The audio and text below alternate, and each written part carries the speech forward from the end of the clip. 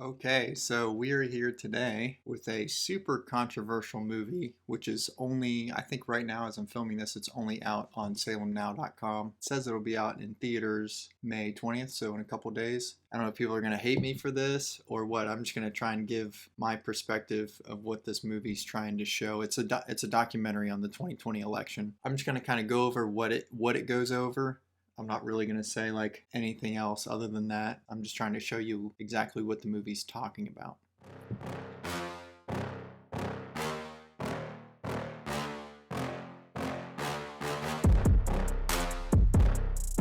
1,000 Mules. It's by Dinesh D'Souza. I'm sure you all know who he is by now.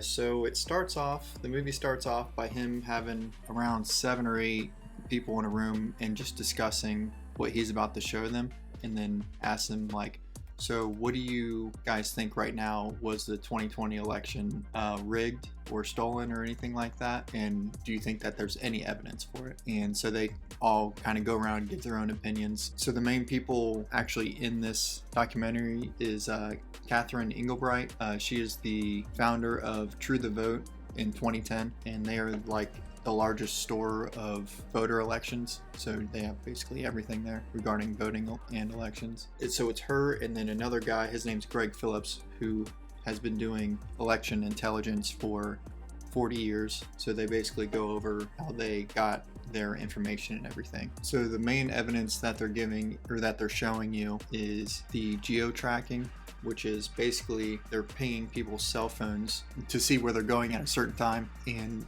whether or not they're visiting these certain locations. So they bought the geo-tracking data all the way from October 1st to around election day, and then for some of the counties and states they bought it all the way up until January 6th, so they could kind of track where people are at. The criteria for them finding the mules, so the 2,000 mules, for people that don't know or haven't even watched the trailer, the mules are people who are grabbing ballots that are already filled out from the nonprofit organizations and taking those ballots to the certain ballot boxes. Not ones that are actually a post office, but the actual other voter boxes that are put up in random locations like libraries and stuff like that. So the criteria of the people that they wanted to follow, the mules that they actually wanted to follow, were people that were going to at least 10 drop boxes a day and going to at least 5 of the nonprofit organizations picking up ballots. So in Atlanta, there is 309 drop boxes that I believe that they were looking at, and there were, 242 mules, 24 boxes, 8 organizations within an 8-week period that they were looking at there. And then Phoenix, Arizona, they had 200 mules that they were following. Milwaukee was 100, where one person actually averaged 28 boxes a day delivering ballots. Michigan had 500, and some of those people were driving to more than 100 boxes a day. Philadelphia had the most mules there, which was 1,100 plus, averaging 50 drop boxes each, like 8 per day.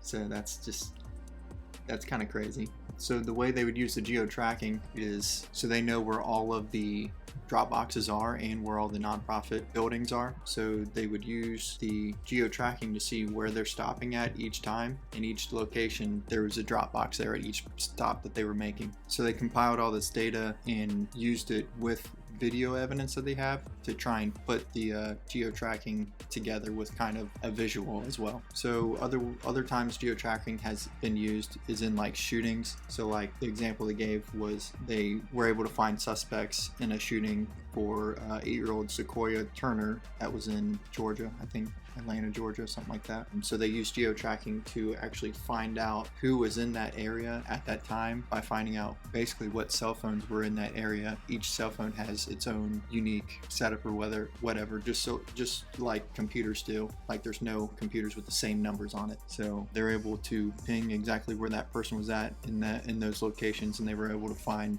arrest the 2 suspects that were involved in that shooting, which is, it's kind of cool and it's kind of scary at the same time that you can be tracked like that. Obviously it can be used for good in a shooting and things like that, but just being tracked in general when you're not doing anything wrong I'm not okay with that. Well, basically the apps that you download, I think it's like, I don't know how many apps it is. It's like 300 or 300,000, somewhere around there. One or the other. I can't remember how many they said that were actually involved in geo tracking. But yeah, that's how those apps make money, is they sell your data and your tracking, like where you're going. So does anybody want to guess how many minutes of video that they have of these drop boxes where people are dropping ballots off at is? It is 4 million minutes, which is basically 67,000 hours of people dropping off other people's ballots for them, which it's fine in some states for you to have a family member or a caretaker for them to drop off your ballot for you, but all of these people are dropping off anywhere from 3 to 5 to 7 to 10 ballots at a time, and so that's what the problem is, and there's so many people doing it. So here's another example. So Gwinnett County, they have a camera on that drop box that was there, had 1,962 ballots, which is roughly 10 times what a normal drop box would get within a 25-hour period. So they would go and pick up the ballots every 25 hours so they can count them later. So within that 25-hour period of the video evidence there, it only shows 271 people going to that box. They're counting 1,962 ballots coming out of that box. So 271 people show up, and then that many ballots come back out, which doesn't really make any sense. So that's why they're questioning all of this. And yeah. Also, if I didn't say this earlier, it is illegal for a nonprofit organization to take your ballots and pay other people to deliver your ballots to a drop box. That's not a legal thing. You're not allowed to do that. And the last part that they show is how many ballots that they actually tracked, and would it actually overturn the election. So in Michigan, they needed, obviously, I think the Republicans needed 150,000 votes to overturn their election in Michigan, with just the criteria that they put in, where the mule had to go to at least 10 drop boxes and 5 organizations to pick up ballots. Those were the only kind of people that they counted. So if you went to 9 drop boxes and only 4 organizations, they're not tracking you. They did an even deeper dive into it, which I will go over later. But anyway, in Michigan, they needed 150,000 votes. And so with just the criteria that they used, they found 125,000. So they're only 25,000 short of ballots that were tracked. In Wisconsin, they needed 20,000 votes, and there were 14,000 tracked based on the same criteria. Georgia, 12,000 votes needed. There was 30,000 tracked, so that one's already enough just with the criteria that they used. Let's see, Arizona, they needed 10,000 votes to overturn. They found 20,000 that were tracked by their criteria. In just Philadelphia alone, the Republicans needed 80,000 votes to overturn Pennsylvania. They found 275,000 votes that were actually tracked, because that's where the most mules were at. Like, they tracked 1,100 plus mules that were doing 10 drop boxes a day plus the 5 organizations. They did another thing where they reduced the search for the mules. Instead of visiting 10 drop boxes a day, they went down to 5. They found an extra 52,000 people that were being, quote, mules, dropping off ballots after going to the nonprofit organizations, which is a crazy amount. I'll have little things that'll go with this that'll show you exactly how many extra votes that they got from the 52,000 or supposed votes. I don't know if this is true or not. I'm just kind of giving you what they're showing. So yeah, it's really interesting. I don't know how they can prove any of this. Obviously they have the evidence of it, but you can't really see, even in the video evidence, obviously you can see them putting ballots in there, but you can't see whose name's on them. You can't see anything because it's not a camera that's right on the thing, like looking at the names that are going into the ballot box.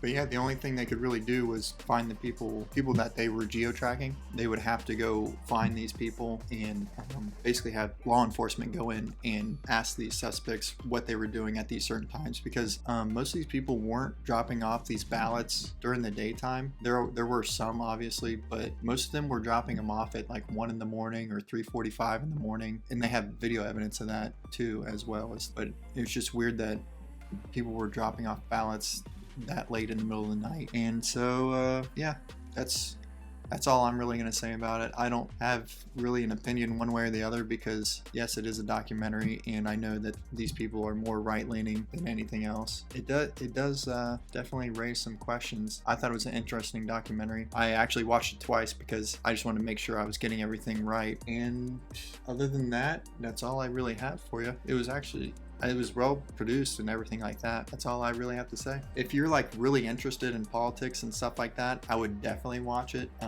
If that's not really your thing, I don't think that you would be able to watch it. I thought it was really interesting. So other than that, that's all I have for you. I have no clue what movie I'm gonna do next. Probably, I'm going to see, I can't remember what movie I'm going to see, but I am going to see a movie on the 27th. I don't know, I can't think of it right now.